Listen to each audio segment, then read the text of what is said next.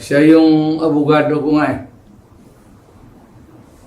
Pero hindi ako makulong.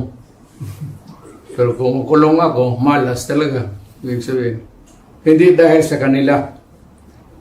Baka dahil kay ano. Sino ito mga to?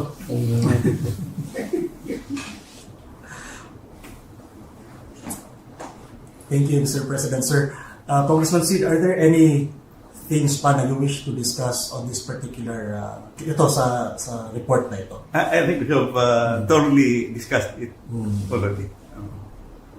With that, Mr. President, I think we've covered the things that we would like to discuss on this particular matter. So before we close, perhaps Attorney Vic, meron ka pang gusto idagdag kay Attorney Delga? Dagdag ko lang yung naging pangungusap ni Pangulong Duterte, tayo mga Pilipino, maging vigilant tayo. Nakita natin